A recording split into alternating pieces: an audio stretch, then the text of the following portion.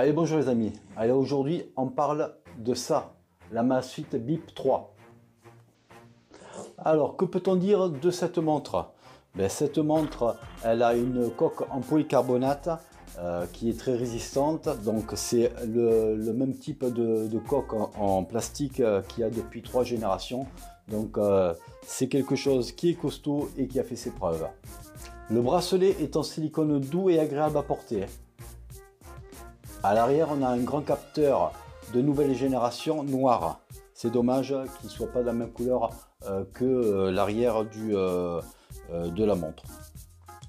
On a un grand écran de 1,69 pouces LCD avec un verre trempé incurvé à 2,5. L'épaisseur de la montre est de 9,65 mm pour un poids de 33 grammes. Au niveau des spécifications et performances, que peut-on dire? Donc on a un suivi de santé et de sommeil avec une prise de stress aussi qu'on peut faire avec. Donc au niveau des capteurs, c'est assez complet. Au niveau des capteurs, on a plusieurs capteurs. On a le capteur de fréquence cardiaque et de saturation du sang en oxygène, le SpO2. Donc ce qui permet un suivi de santé et du sommeil assez complet.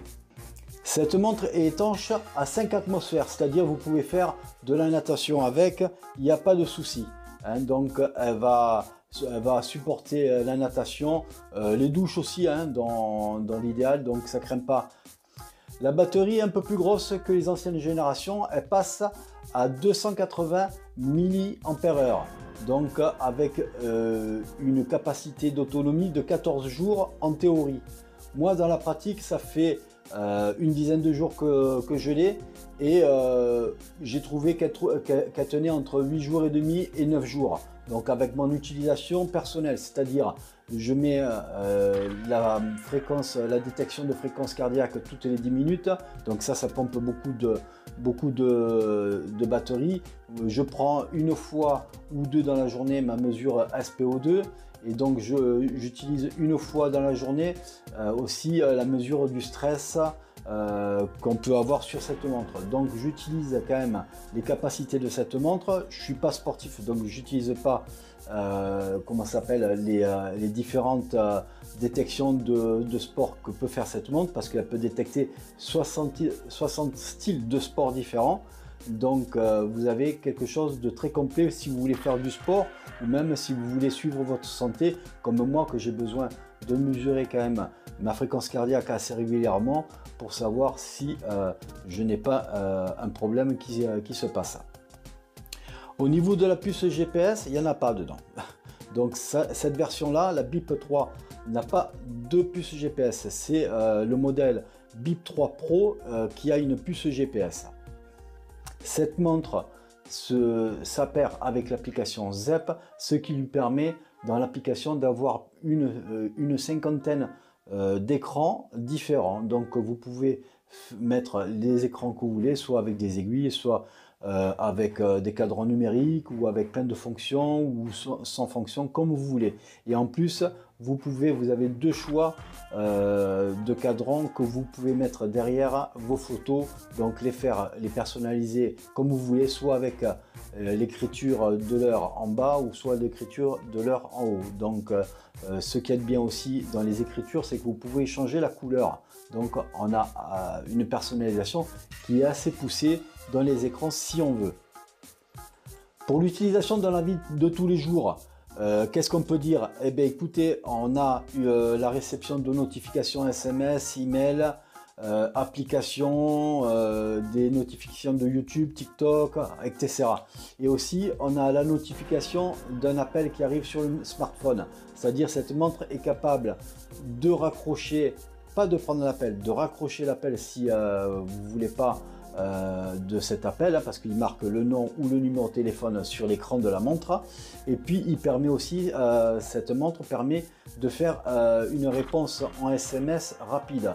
Donc vous pouvez mettre avec l'application, vous pouvez mettre des réponses déjà que vous voulez programmer en SMS, et comme ça Si vous avez une réunion que vous voulez rappeler à la personne, vous faites un SMS rapide en même temps et puis c'est très pratique.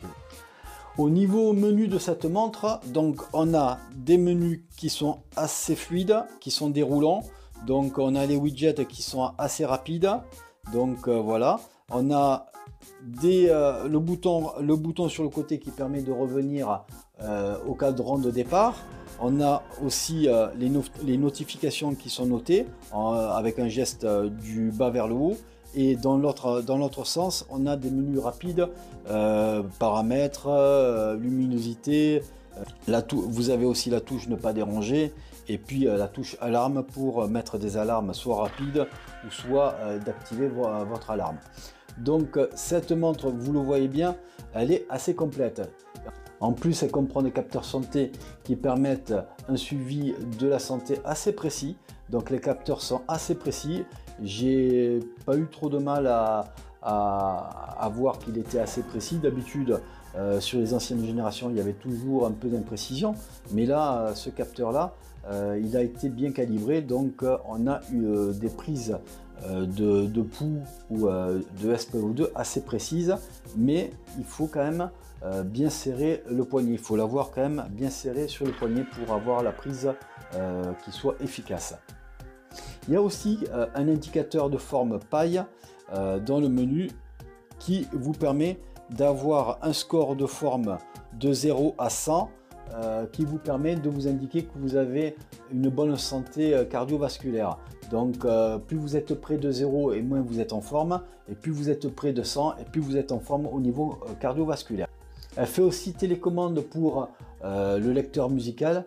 Je trouve que c'est assez rapide par rapport aux anciennes versions qui avaient toujours un peu de latence. Là, il n'y en a pratiquement pas. Donc, vous appuyez, ça passe d'une chanson à une autre. Il y a le volume aussi que vous pouvez baisser ou augmenter. C'est assez rapide. Donc, c'est assez efficace.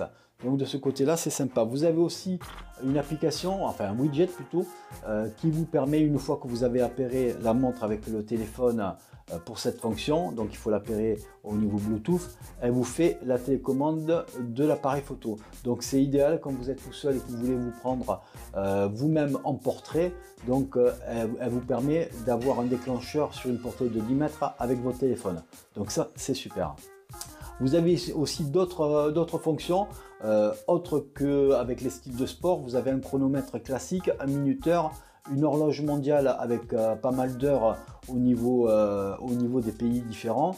Vous avez aussi le widget météo qui est très complet avec une météo sur 7 jours et puis avec la mesure du vent, l'humidité ambiante et tout ça, c'est assez précis.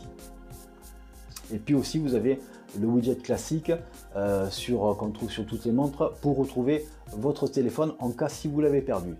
Donc tout ça, vous voyez, vous avez une montre qui est assez jolie, bien finie, qui est tout en plastique, c'est sûr, mais très costaud parce que moi, je suis assez fan de ce modèle-là. Donc moi, j'ai déjà eu le BIP 1 et puis le BIP U, qui était la deuxième génération avec la BIP S.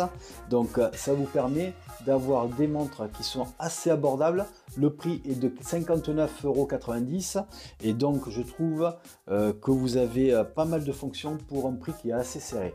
Même si je trouve, je mets un petit bémol sur le prix, il est serré ce prix-là, c'est pas cher. Mais pour moi, il est surévalué de 10 €. Le prix génial de cette montre serait de 49,90 €. Peut-être qu'il viendra au fil du temps à ce prix-là, mais pour 59,90 €, il est un peu cher pour moi. Mais dans le choix de ces montres-là à bas prix, c'est l'une des meilleures que vous avez actuellement sur le marché. Donc en conclusion, qu'est-ce qu'on peut dire? Bon, on a une montre de qualité avec une très bonne autonomie théorique de 14 jours si vous n'utilisez pas les fonctions et que vous utilisez que l'horloge de montre. Donc ça, vous allez avoir 14 jours d'autonomie. Pour moi, elle dure entre 8 jours et demi et 9 jours avec quand même pas mal de prises de pouls, pas mal d'utilisation des fonctions. Donc pas mal de SMS et puis de notifications tierces qui arrivent sur la montre. Donc ça consomme beaucoup. Donc je trouve qu'elle a une très bonne autonomie quand même par rapport à ça. Et comme je vous disais tout à l'heure, un prix qui est contenu de 59,90 € mais qui à mon goût est un peu trop élevé. Pour moi le prix idéal serait de 49,90 €. Voilà, pour moi la vidéo est terminée. Si vous avez apprécié la vidéo, n'hésitez pas à mettre un pouce bleu pour m'encourager, et puis n'hésitez pas à vous abonner si ce n'est toujours pas fait. Pour ma part, je vous dis à bientôt, faites attention à vous, et puis on se revoit pour une autre prochaine vidéo. Allez, ciao ciao.